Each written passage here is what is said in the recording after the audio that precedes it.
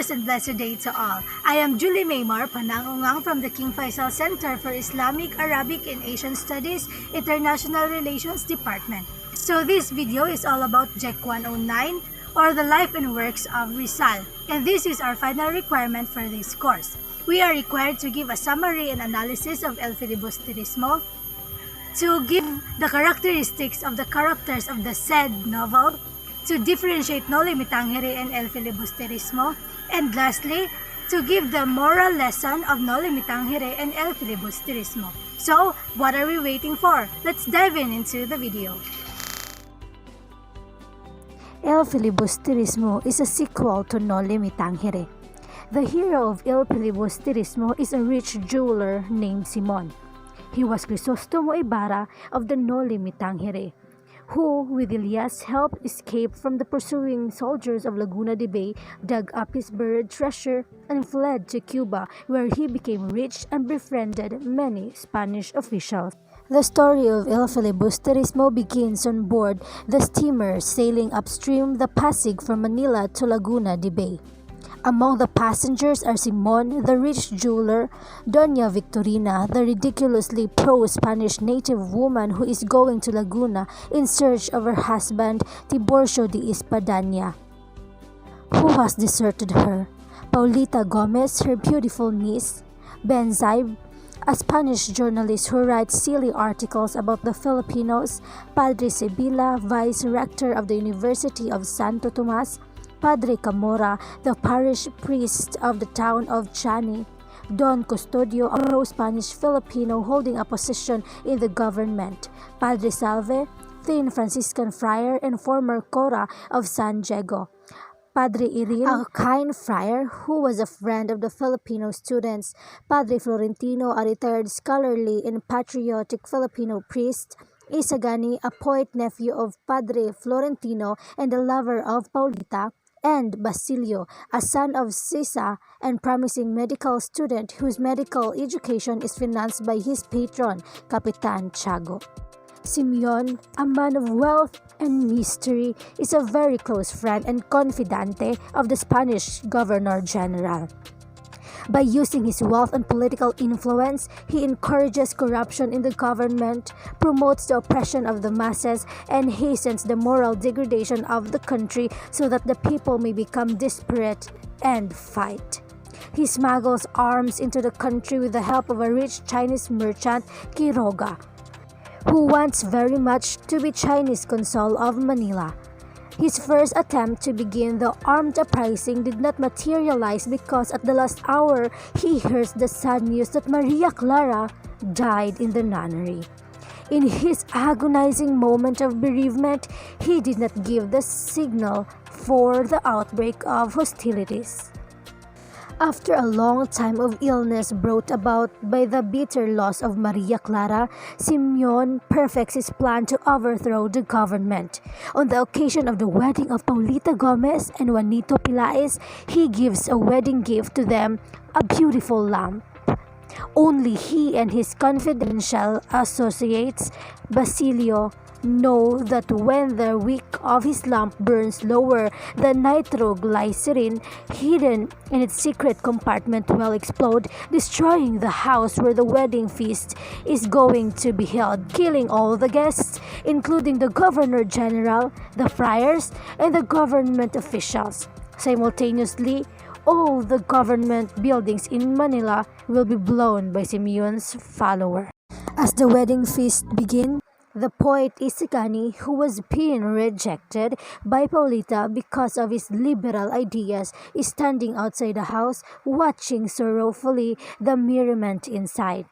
Basilio, his friend, warns him to go away because the lighted lamp will soon explode. Upon hearing the horrible secret of the lamp, Isagani realizes that his beloved Paulita was in grave danger. To save her life, he rushes into the house, seizes the lighted lamp, and hurls it into the river where it explodes. And with that, the revolutionary plot was discovered. Simeon was cornered by the soldiers, but he escaped. Mortally wounded and carrying his treasure chest, he sought refuge in the home of Padre Florentino by the sea. But the Spanish authorities learns his presence in the house of Padre Florentino. Lieutenant Perez of the Guardia Civil informs the priest by letter that he would come at 8 o'clock that night to arrest Simeon. Simeon eluded arrest by taking poison. As he is dying, he confesses to Padre Florentino, revealing his true identity. His dastardly plan to use his wealth and avenge himself and his sinister aim to destroy his friends and enemies. The confession of the dying Simeon is long and painful. It is already night when Padre Florentino, wiping the sweat from his wrinkled brow, rises and begins to meditate. He consoles the dying man, saying, "God will forgive you, Señor Simeon. He knows that we are fallible. He has seen that you have suffered, and in ordaining that the chastisements of your faults should come as death from the very ones you have instigated to crime, we can see His infinite mercy.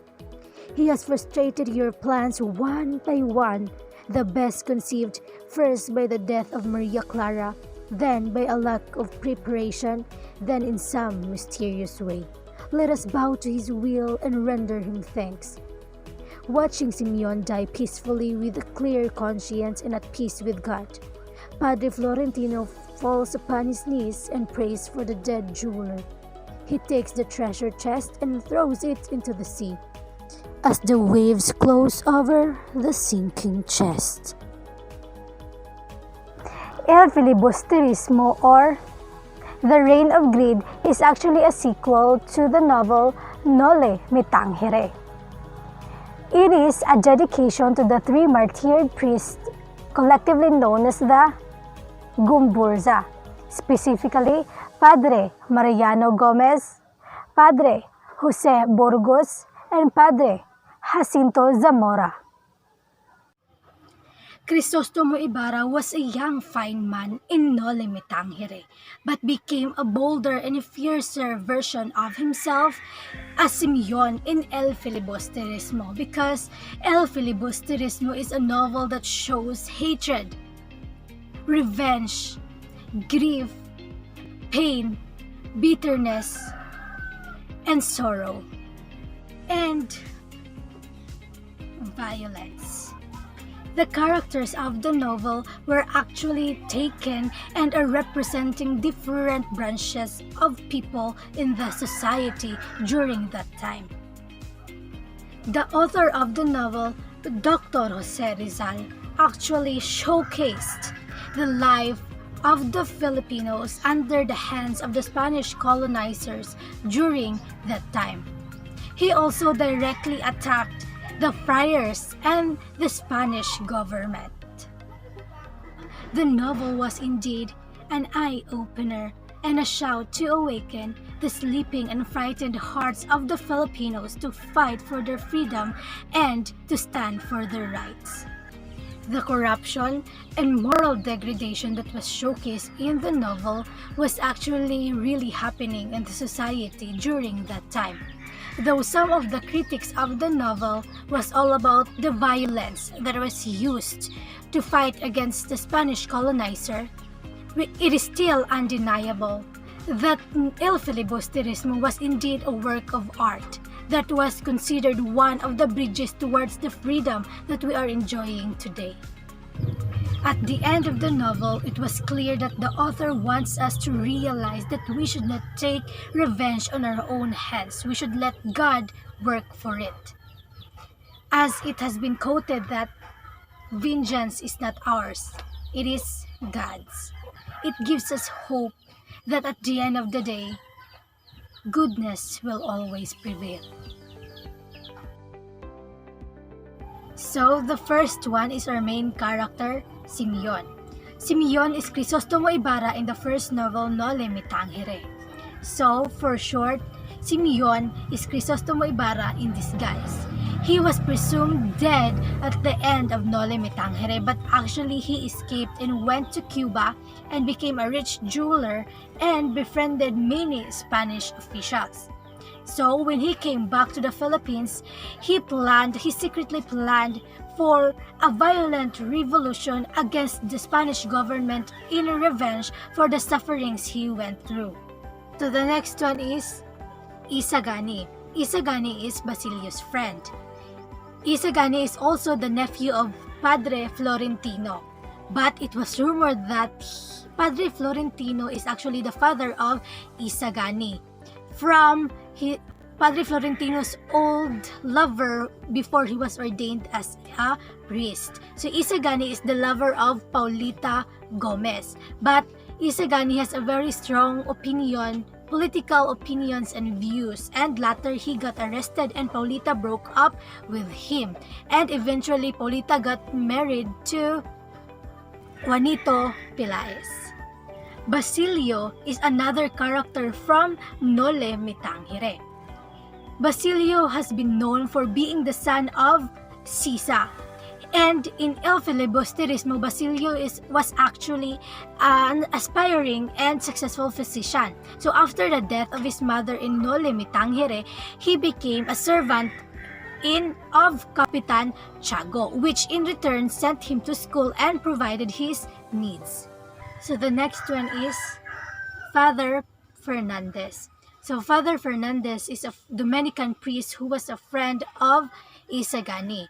He tried to resolve his differences with Isagani, but he eventually failed. Next is Padre Florentino or Father Florentino. So Father Florentino is a retired priest, and he is also the uncle of Isagani. During the 1872 Cavite Mutiny, he decided to retire as a priest in order to distance himself from unwanted attention. And Father Florentino was actually well respected by his peers and even the Spanish officials. Next is Capitan Tiago. The full name of Capitan Tiago in the novel El Filibusterismo is Don Santiago de los Santos.